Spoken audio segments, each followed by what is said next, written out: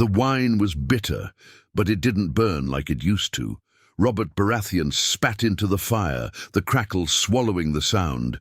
His gut ached, bruised and bloodied from the boar that nearly gutted him a week ago.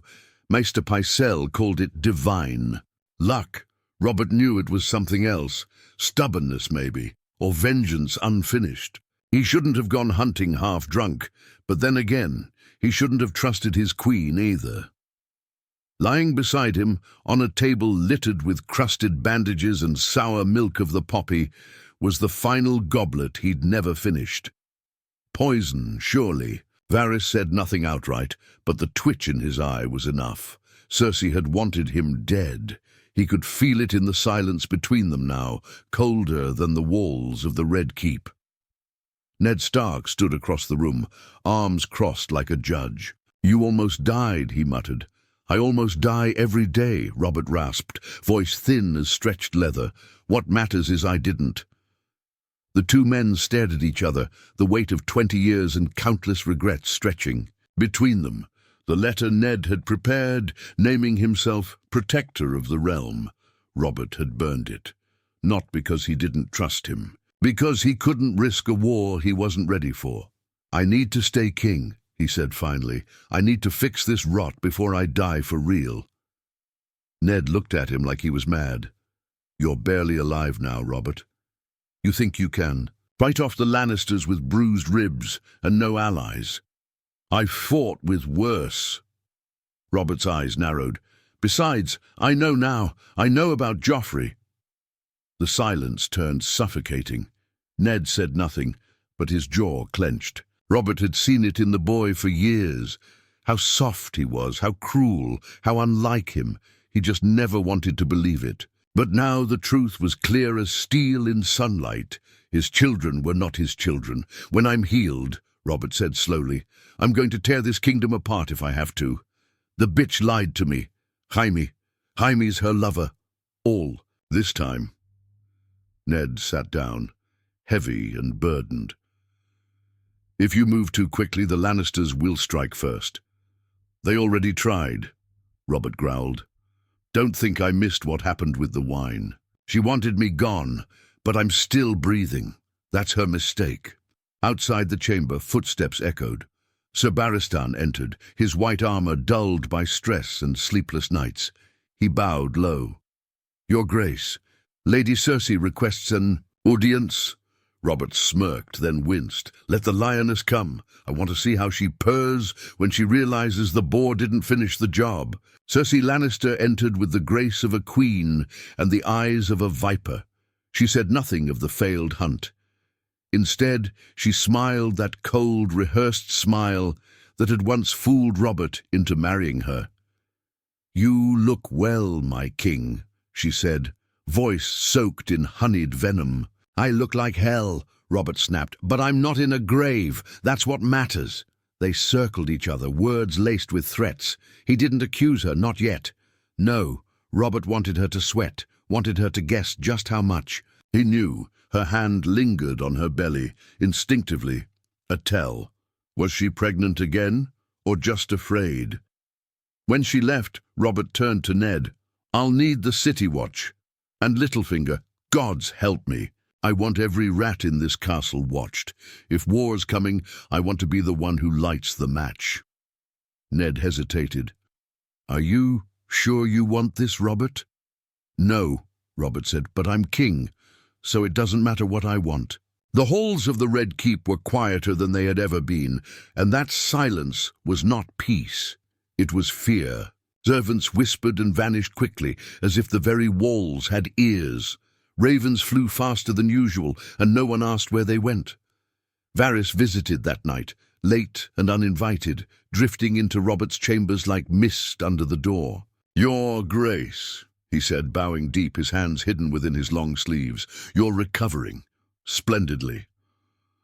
Robert didn't bother greeting him. "How many knives are pointed at me, Spider?" Varys offered a faint smile. "Fewer than yesterday, more than tomorrow, perhaps, depending on your choices." "Then speak plainly," Robert snapped. "Who wants me dead besides my whore of a wife?" Varys didn't flinch. "The Queen acts, Your Grace, but she is not alone. Sir Jaime Lannister grows restless.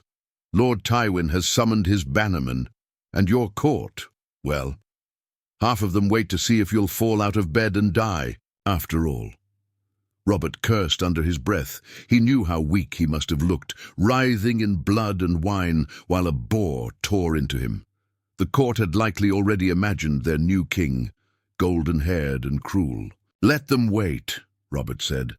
"They'll wait until they see fire instead." But Varys wasn't finished. "There's more. Cersei has sent away Tommen and Myrcella to Casterly Rock. She claims it is for their safety." Robert's fist slammed into the edge of his bed. Pain shot up his arm, but he welcomed it. "She's hiding them from me." "She's securing her future," Varys said softly. "And if I may say, her children's parentage would not survive your wrath." Robert laughed, bitter and broken. "They're not mine, none of them. All these years I thought I'd been cursed. It was just treason in my own bed. And what will you do with this truth, Your Grace?" Robert looked up, fire dancing in his eyes. "I'll burn it. I'll burn the lie down to the bones."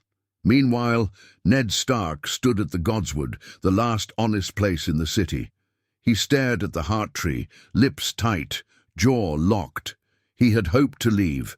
He had written the letter, had even made plans to send Sansa back north. But Robert's survival changed everything. Now he was bound tighter than ever to this throne of treachery. Petyr Baelish found him there. He never came without a smile, and that alone made Ned trust him less. "Lord Stark," Littlefinger said smoothly, "you'll be pleased to know the gold cloaks are ready, or at least ready to be bought." "By who?" "Whomever pays them first, of course." Ned turned to face him. "You want chaos." "I want advantage," Baelish replied, "and chaos is very generous in that regard. What are you planning?" Petyr shrugged. "I plan nothing. I simply stay close to those who might survive the storm. And you, Lord Stark, must decide if that's going to be you." Cersei stood in her solar, Jaime leaning against the far wall like a shadow. Her face was calm, her words careful. "He's awake. And he knows." Jaime's expression tightened. "You should have finished it." "I tried," she hissed, "but the fool lives, and now he wants blood." "You think he'll name Joffrey a bastard? He can't prove it." Cersei looked at him. "He doesn't need proof. He's the king." For a long moment, neither spoke. "We strike first," Jaime said. "Take the throne. Crown Joffrey while he still breathes." Cersei shook her head. "Not yet. If we fail, we lose everything.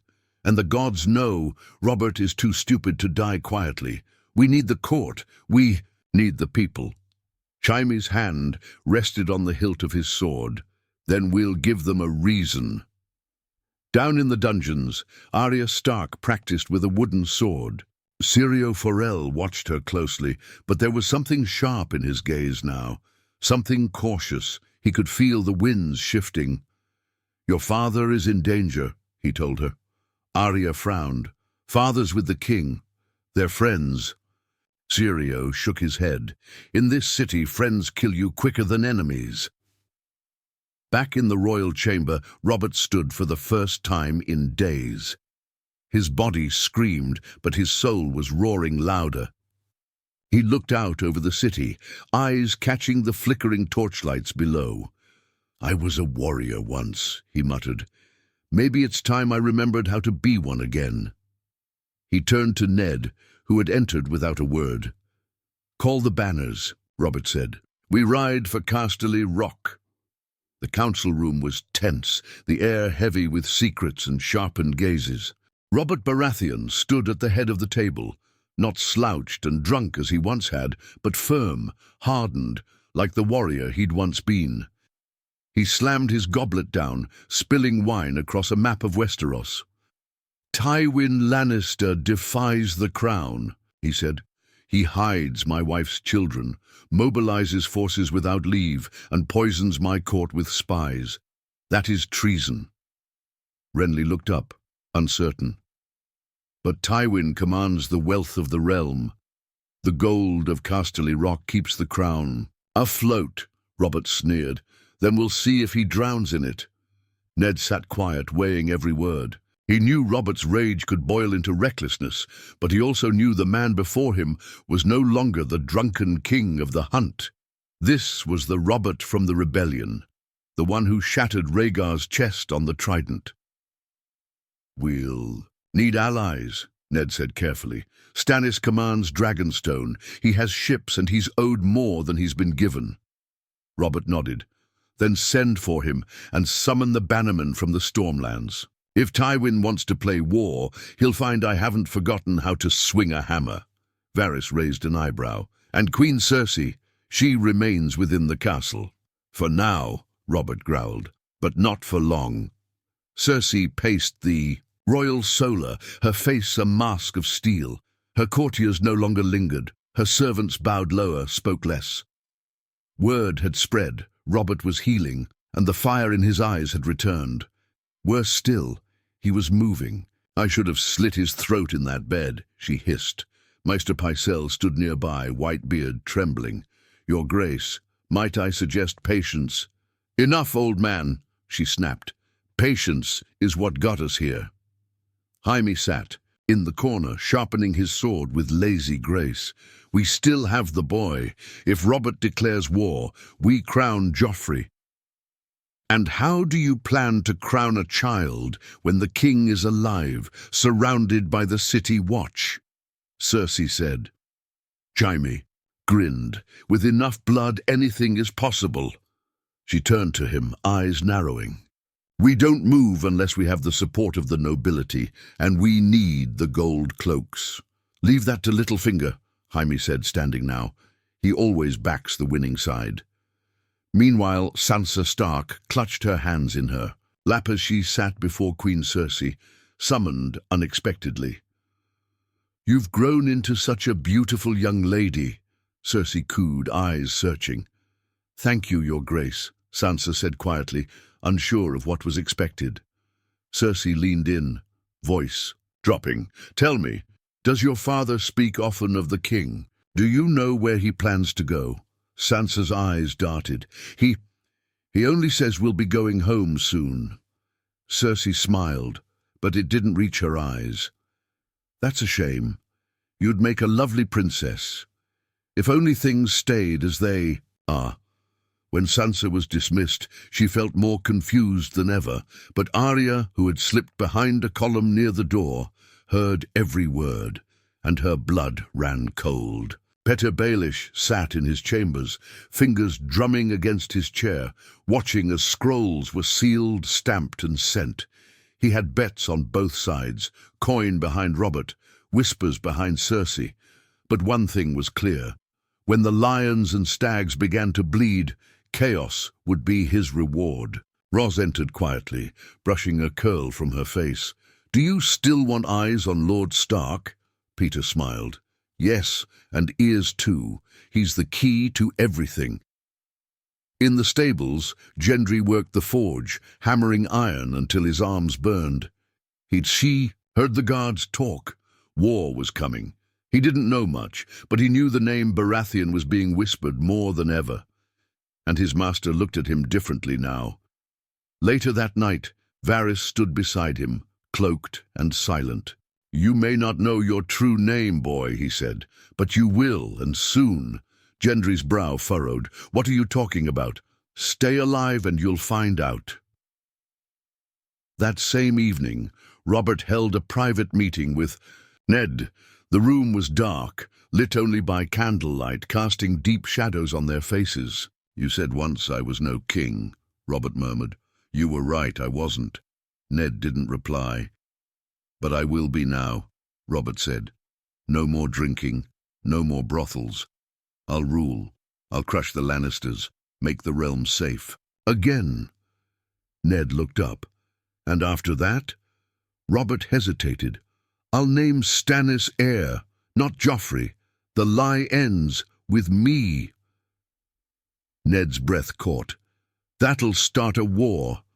"Then let it come," Robert said, eyes burning. "I'm ready." The drums of war had begun to beat, quiet at first, like a whisper through the throne room walls, but they were growing louder, steadier, deadly, and this time Robert Baratheon would not fall to a boar or a bottle. He would ride into the storm with eyes wide open. The great hall was empty, but Robert stood before the Iron Throne as if it were a living thing, cold, jagged, unforgiving. It had never felt like it belonged to him. Not truly. He'd won it in war, inherited it in blood, but he'd never ruled it. Now he intended to. He turned to Sir Barristan Selmy. "Bring me the Lord Commander of the City Watch. Tonight." Barristan raised an eyebrow. "You mean Janos Slynt?" "Aye," Robert said.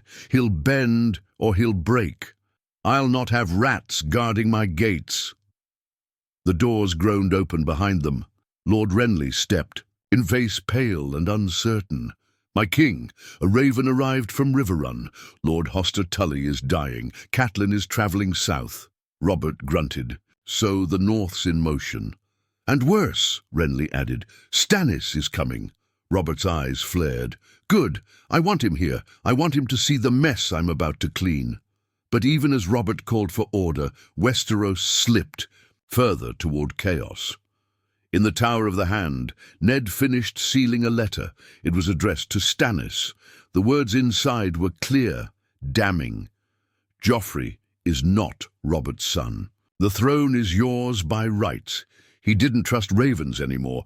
Too many birds flew for gold, so he called for Tamard, one of his loyal men. "Ride hard. Do not stop. Place this in Lord Stannis's hand. No one else." Tamard nodded and left, without a word. Ned stared at the fire. He knew he was choosing war, but he also knew that silence meant surrender, and he had surrendered too much already. Meanwhile, Arya was gone from the castle again, slipping through secret paths and shadows. Her feet carried her to the dungeons, to the armory, to the stables, anywhere but the empty halls where Sansa sighed over princes and poems. She found Syrio Forel again, and he was not smiling. "You must be careful," he warned. "The Queen watches your family now." "She always has," Arya muttered. "She hates us." "No," Syrio said. "She fears you." That is more dangerous. In Cersei's chambers, the mood was colder than snow.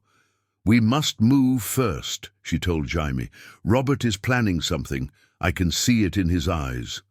"He can plan all he likes," Jaime said. "He doesn't trust a council. He doesn't even trust Stark." "He doesn't have to," Cersei replied. "He only needs time, and if we give him that, we're finished." Jaime stood, pacing. "Then we take him now, in his sleep." "No," Cersei said. "We take the throne, publicly, with the gold cloaks behind us. We crown Joffrey, and we arrest Robert." Jaime looked at her like she'd lost her mind. "Arrest Robert Baratheon in King's Landing. He still has half the court behind him." "But not all," Cersei said, "and not Littlefinger." That evening, Petyr Baelish stood before Ned once again. His voice was soft, coaxing. "I can get you the gold cloaks, Ned." "I don't want them for me," Ned said. "I want them for the realm. To protect the king's order." Petyr smiled. "Of course. And if you name Stannis heir—" "I will," Ned cut in. Baelish's smile faltered. "Then you'll find the City Watch a little hesitant. They want a child king, not a shadow like Stannis. Then they'll stand aside. Petyr gave him one last chance. Robert won't last forever, you know that." Ned stood. "Which is why I need to make sure a rightful king follows him, not a golden-haired lie." Baelish bowed, but there was frost in his eyes. "Then we shall do it your way, Lord Stark." The next morning, Robert called a private meeting in the throne room. Only Ned, Barristan, and Ser Davos, who had just arrived with Stannis's reply. The scroll in Davos's hand said what Robert needed to hear. Stannis accepts the call. He sails with Dragonstone's fleet. Robert grinned. The stags got teeth again. Ned wasn't smiling. Then the war begins. Only if the lion roars first, Robert said. And if he does, I'll tear his throat out myself. But outside the gates, men were moving. Gold cloaks changed shifts earlier than scheduled. A shipment of swords arrived from Casterly Rock, passed off as grain. And in the barracks, Janos Slynt swore an oath to someone other than the king. Whispers became plans, plans became orders, and by nightfall the Red Keep had become a powder keg. It started before dawn. A single bell rang out across King's Landing, low, slow, and out of rhythm. Not a call for mass, not for mourning, but a warning, the kind of sound that pulled guards from their sleep, made maids clutch their aprons, and made the city watch. Glance at one another with questions behind their helmets. Robert Baratheon was already awake. He stood shirtless in his chambers, the scars from the boar hunt red and raw across his belly. But he didn't wince when he buckled on his old war hammer, the same one that crushed Rhaegar's chest beneath the ruby-stained waters of the Trident. Ned entered, breath short, sword already belted. "They've moved," he said. "The gold cloaks. Baelish lied." Robert's face darkened like a storm. "Then we take back my city, one street at a time if we must." At the steps of the throne room, chaos had bloomed. Guards clashed with guards. Steel sang as the city watch turned on one another. Some fought for coin, others for honor, but most just fought to survive. Janos Slynt had declared Joffrey the true heir just moments before, ordering the arrest of Eddard Stark and the confinement of the king for his health. His voice echoed, but his eyes twitched. He had expected Robert to be bedridden. He had not expected the king to be armed, armed, and already moving. Robert barreled through the Red Keep with Sir Barristan beside him, carving a path through confused men in gold cloaks. He didn't ask who they fought for. He didn't care. If they raised steel, they were enemies. In the council chambers, Cersei sat calmly on the high seat, Joffrey beside her in silk and gold, crown already resting on his smug brow. Maecelle wrung his hands. Baelish watched from the shadows, quiet, unreadable. "It's done," Cersei said. "The city watch is ours. Stark will be captured. Robert forced to bend." The doors exploded inward. Robert entered like a storm. Blood on his chest, hammer in hand, eyes wide with fury. Every face in the room froze. Cersei stood quickly, one arm across Joffrey. "My king!" "Spare it!" Robert roared, his voice filling the room like thunder. "You plot in my name. You crown a bastard in my hall?" Joffrey blinked, confused. "I am your son." Robert's hammer swung through the air and struck the Iron Throne beside him with such force it cracked. Sparks flew. Joffrey stumbled back, falling to the floor like a boy, not a king. "Call him king again," Robert growled to no one in particular, "and I'll split your skulls." Baelish moved subtly, but Barristan's sword was already drawn. "Don't," he said quietly. "Not today." Cersei's calm shattered. "You're a madman." "I'm the king," Robert said, stepping closer, "and I know what you are, what your golden brother is. I know what those children are. You can't prove it." "I don't have to," Robert said. "I rule." Outside, the Red Keep was painting itself red. Loyalists to Robert rallied as word spread. The king lives, the king fights. The lion has overreached. Renly brought a host of Stormlanders into the city gates. Davos led a handful of Stannis' men from the docks.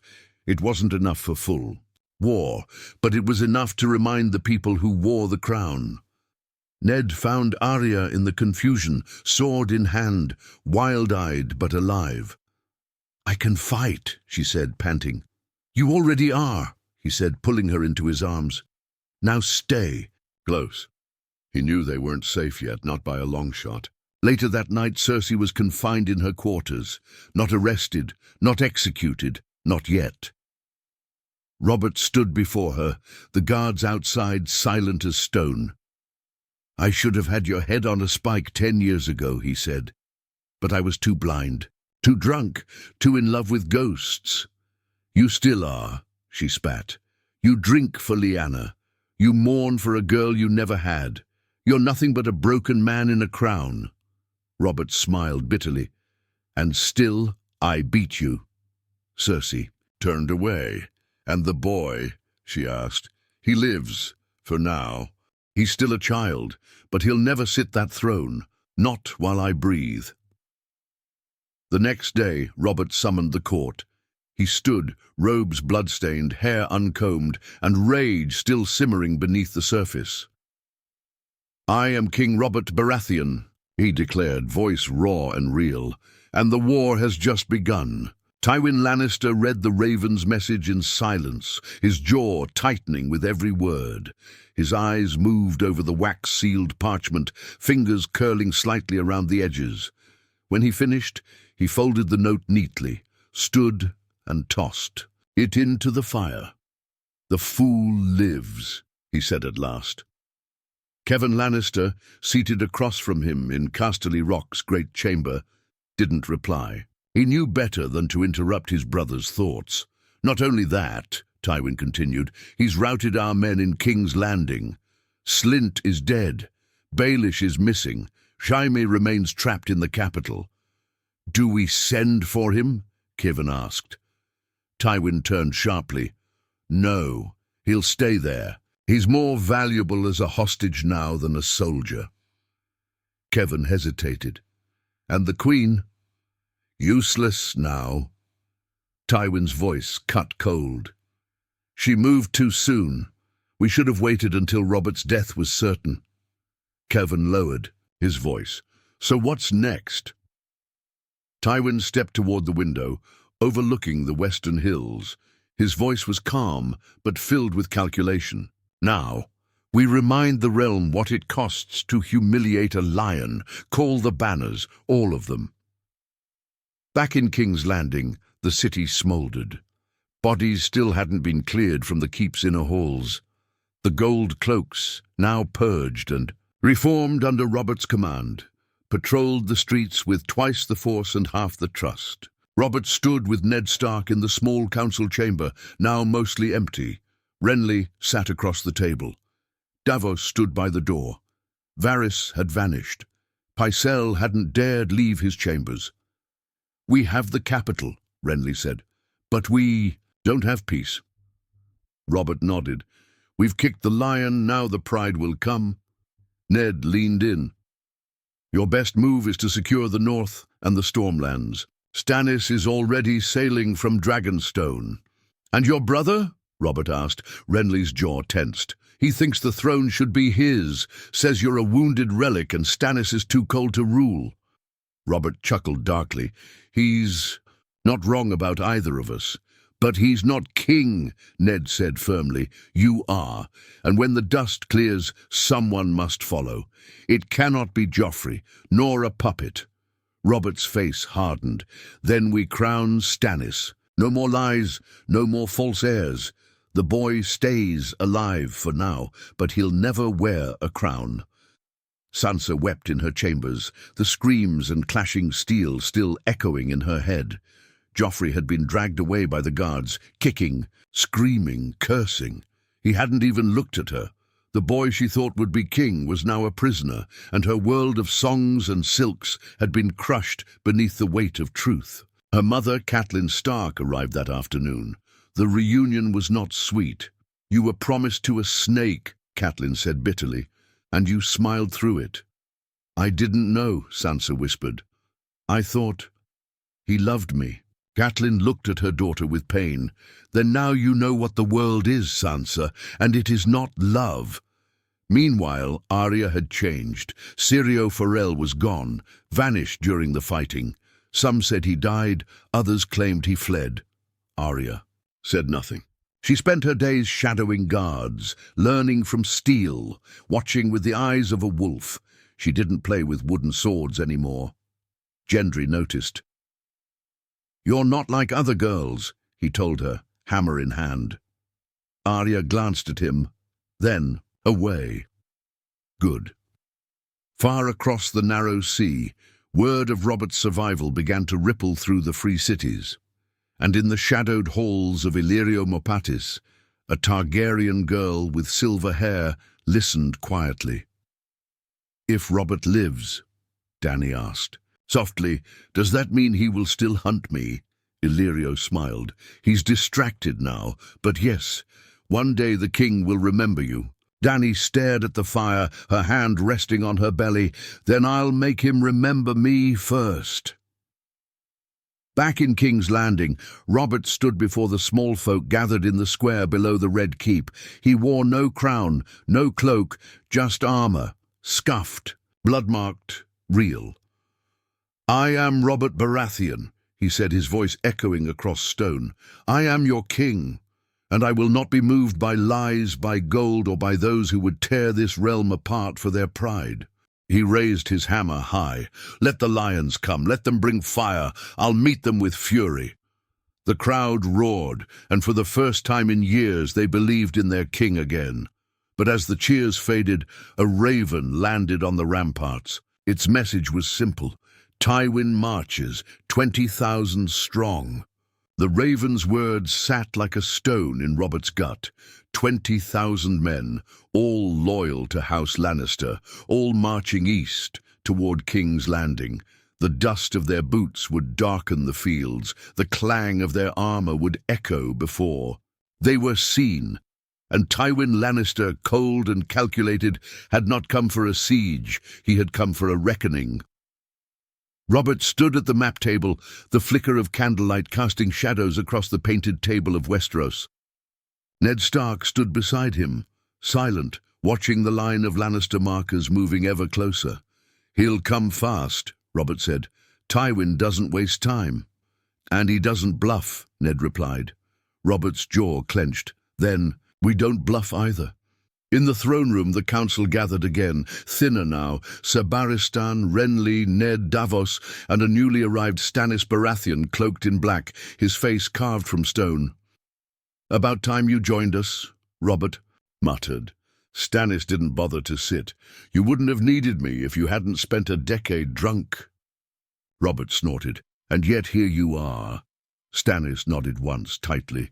"Because I care about the realm more than your pride." They locked eyes, tension like drawn swords between them. But there was understanding in the silence that followed. Brotherhood forged in spite, not in love. "We'll need Dragonstone's ships," Robert said, "and the fleet at Storm's End. I want every lord who remembers my name at our gates." "They'll come," Stannis replied, "for a true king." But the cracks in unity had already begun. Renly, younger and more ambitious, leaned into Ned during a quiet moment. "Why, Stannis? The people don't love him. He inspires fear, not loyalty." "He has the right," Ned answered plainly. "Does he?" Renly countered. "What has the right brought us, Lord Stark? Or honor, for that matter? Dead kings, dead fathers." Ned didn't answer. He was already thinking of what lay ahead. Tywin, and the battle that would come before the law could matter. Catelyn Stark had taken Sansa and Arya into a guarded tower for their safety, but Arya refused to be still. "I want to fight," she hissed. "I can help. I've trained. I'm not a child." "You are," Catelyn said, "but you won't be forever." Arya's fists balled. "Then why do I feel like I already lost everything?" Catelyn reached out to touch her daughter's cheek, but Arya had already turned away. Outside, Sansa sat staring out the window, watching soldiers march beneath the gates. The world she wanted, the songs, the handsome prince, the silk dresses, was gone. All that remained was steel and lies, and she was starting to understand both. As preparations began, ravens flew in every direction, messages of rally and warning, demands for allegiance, oaths being tested. One such raven flew to Winterfell. Robb Stark read it under a grey sky, his direwolf ghost standing silent beside him. His face changed as he read. He looked up at Theon Greyjoy, his friend turned hostage. "The Lannisters march on my father." "What will you do?" Theon asked, almost smug. Robb didn't flinch. What a son should. He turned to Maester Lewin. Call the banners. Back in the capital, Robert stood in the Red Keep courtyard, watching the squires train. He no longer carried the weight of wine in his belly, but the weight of years on his back was heavier than any hammer. Ned joined him in silence. "They'll say I started this," Robert said. "They'll say what they want," Ned replied. "But the truth is simple. Tywin came for the crown, and he forgot who wears it." Robert nodded slowly. "I should have killed Jaime years ago. Should have thrown Cersei in the dungeons the moment I found out." His voice lowered. "Should have listened to you." "It's not too late to finish it," Ned said. Robert grunted. "It is for peace, but not for justice." As the sun dipped behind the walls of King's Landing, the horns began to blow. A scout, bloodied and breathless, arrived at the gates with a dire report. "The Lions are 2 days out, camped at Sow's Horn. Tywin brings siege towers, heavy cavalry, and wildfire. He's brought barrels of wildfire." The council met. In haste, plans were drawn, defences tightened, but in the eyes of the king there was only clarity. "We fight at dawn," Robert said. "We ride out before they lay a single stone for a siege." "Ride out?"